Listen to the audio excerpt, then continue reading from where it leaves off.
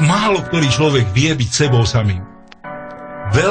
Veľká väčšina ľudí a na tom je založená propaganda, na tom je založená politická manipulácia, na tom sú založené existencia a funkcia štátu. Keby kritické množstvo ľudí, nejakých 10% nejakej spoločnosti bolo, ja neviem, povedzme, nechcem použiť také silné slovo ako osvietený, ale mali by nejaké, akože dokázali byť sebou samým, ale mali by nejaké to, tak spoločnosť by sa nedala manipulovať. Oni potrebujú, aby veľká väčšina ľudí bola ochotná vziať všetko, čo sa len dá vziať. Čo je potrebné, aby vzali. To znamená, že ich môžete nakrmiť akoľkoľvek hlúposťou a oni to zoberú. Prečo? No pretože majú tú chamtivosť. Chamtivosť po spoločenskom uznaní, po kariére, ešte chamtivosť po pokoji. Viete, je veľmi ťažko žiť ako nekonformista, ako rebel, lebo nebudete mať priateľ. Nie je to až také hrozné. Ale musíte počítať s tým, že budete mať 2-3 kamarátov. Áno, jasné. Takže ak vám nevadí samota, sociálna izolácia, tak to ťažké nie je. Hej? Ja vám niečo poviem na toto, jedno podobenstvo. Keď idete po lese, tak vidíte milión stromov. A všetky, ktoré rastú po kope, sú nepekné stromy, lebo na vrchu majú štetinu, tam, kde sa ten strom hrabe k svetlu, lebo všetci ostatní mu konkurujú, lebo žije v tom spoločenstve. Samozrejme, že ho tí ostatní chránia pred vetrom a nepohodou. Ale nikdy tam nie je pekný strom. Ale solité, strom, ktorý rastie o samote, tam ďaleko od všetkých, ten je najkrajší. A tak je to aj s ľuďmi.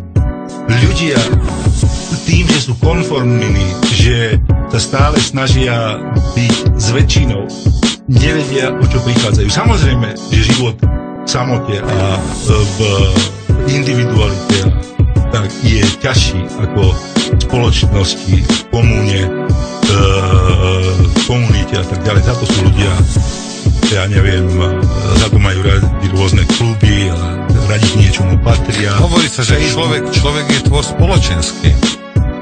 Áno, ale napríklad takí veľkí ľudia, ako bol, ja nechcem, aby niekto myslel, že je to, ale napríklad taký Nietzsche, ten trávil väčšinou svojho života sám prechádzkami v horách. Podívajte sa, čo napísal.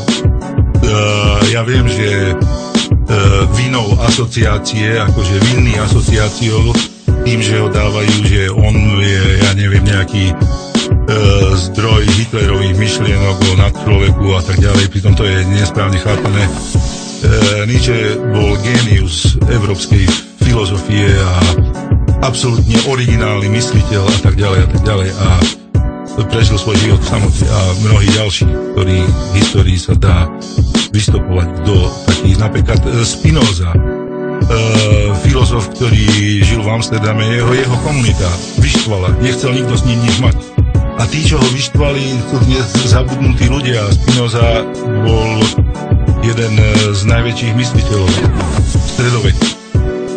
Dobre, ale vráťme sa. Ja som vás preočil s týmto vyprenovením a vidíte, a potom utekáme niekam. Vráťme sa k tým Spojeným štátom. Dobre, v 60. rokoch teda im to tam zamiešali.